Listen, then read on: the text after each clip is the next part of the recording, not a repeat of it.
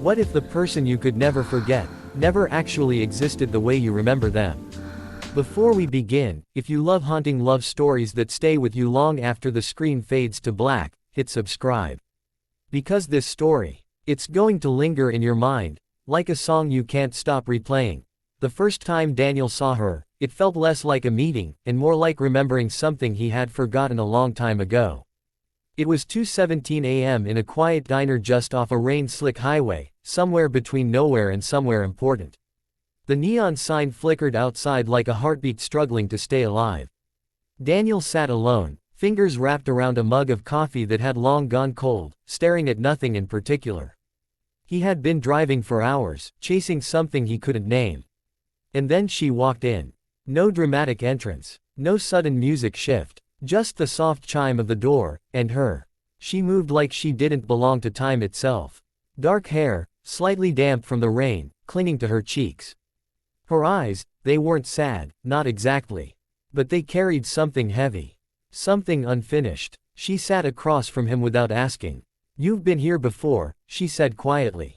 Daniel frowned. "I don't think so." She tilted her head slightly, studying him like a memory trying to place itself. "No, you have. Just not like this." There was something unsettling about her certainty. But he didn't leave. He couldn't. "What's your name?" he asked. She smiled faintly. "You already know it." And somehow, he did. "Lena," he whispered. Her smile deepened, but there was pain behind it. From that moment on, reality began to blur. They spent the night talking. About everything. About nothing. About dreams that felt too real and memories that didn't quite belong to either of them. She spoke about places he had never been, yet somehow he could picture them in perfect detail. A cliff by the ocean. A broken piano in an abandoned house. A red scarf caught in the wind. "I've been there," he said once, confused. "No," she corrected softly. "You will be." Time seemed irrelevant with her. Hours passed like seconds. Or maybe seconds stretched into something longer. Daniel couldn't tell. When the sun began to rise, painting the sky in soft blues and pale gold, Lena stood. "I have to go." "Wait." Daniel reached for her hand. It was cold. Not just from the rain. Cold in a way that didn't make sense. "Will I see you again?" he asked. She looked at him, and for a moment, her composure broke. Something fragile surfaced. "You always do," she said. "That's the problem." And then she left. Daniel couldn't shake her. Days turned into restless nights. He stopped sleeping, stopped eating properly. Everywhere he went, he felt like he was just barely out of sync with the world, like he had stepped into a version of reality that wasn't quite right. And then the dreams started. Vivid, intense, unavoidable. He dreamed of Lena standing at the edge of that cliff she had described. The wind tearing at her clothes, the ocean roaring below. He ran toward her, screaming her name, but she never turned around. He dreamed of the abandoned house, dust dancing in beams of light, and the sound of a piano playing, though no one was there. He dreamed of the red scarf. Always the red scarf. Driven by something he couldn't explain, Daniel began searching. The cliff existed, exactly as she described. The house too. And inside it, the piano. Broken, silent, waiting. Every place he visited felt like stepping into a memory that wasn't his, but somehow belonged to him. And then he found the photo. Hidden inside a drawer in the abandoned house. A picture of a girl. Lena. Smiling. Alive. But the photo was old. Worn. Faded at the edges. On the back, a date. October 14th, 1998. And two words written in ink. "Don't forget." Daniel's hands trembled. That was over 20 years ago. He started digging deeper. Records. Old newspapers. Local archives. And then, he found it.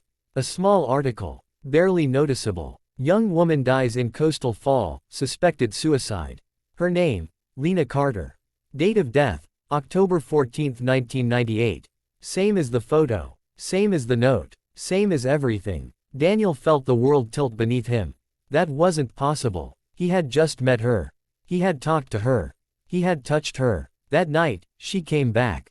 He was sitting in his apartment, the walls feeling too close, the silence too loud. And suddenly, she was there. Standing by the window. Like she had never left. "You found out," she said softly. Daniel stood up slowly, his heart racing. "You're dead." She didn't deny it. "Then what are you?" he demanded. Lena stepped closer. I don't know anymore. That's not an answer. I think, she hesitated, searching for words. I think I'm what you remember. Daniel shook his head. That doesn't make sense. Does anything about this make sense? She asked gently. He had no answer. The truth unfolded slowly, painfully, like peeling back layers of something buried too deep. Daniel had been there before. Years ago. He just didn't remember. He and Lena had met long before that night in the diner. They had fallen in love. Fast, intense, unavoidable. The kind of love that consumes everything. But something had gone wrong. A fight, a misunderstanding, a moment that changed everything. She had gone to the cliff. And he hadn't stopped her. Because he hadn't known. Not until it was too late. I waited for you, Lena whispered, her voice breaking for the first time. Daniel's chest tightened. I didn't know. I know, she said quickly. That's why you forgot. He stared at her. What do you mean? You couldn't live with it, she said.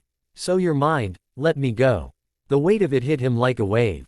He had forgotten her. Forgotten everything. To survive. But I didn't, Lena continued. I couldn't. So what? You're stuck? He asked. She nodded faintly. Between what was, and what never got to be. Daniel stepped closer. Then we fix it. Her eyes softened. You can't fix the past. Then I won't let you stay trapped in it. For the first time, she looked afraid. Daniel, if you remember everything, you might lose me completely. He didn't hesitate. Then I'd rather lose you knowing you were real, than keep you as something fading. The final memory came back all at once. The argument. The words he didn't mean. The way she walked away. The way he didn't follow. And the call he got hours later. Too late. Always too late. Back at the cliff, everything came full circle. The wind howled. The ocean crashed below. Lena stood at the edge, just like in his dreams. But this time, he reached her. I'm here, he said, his voice steady despite everything. She turned to him, tears in her eyes. You remember now. Everything. A quiet moment passed between them. Bittersweet. Complete. I was never angry at you, she said softly. I was, he admitted. At myself. She smiled faintly. You always were. The world around them began to shift. Subtle at first, then more. Like reality itself was unraveling. I think this is it, Lena said.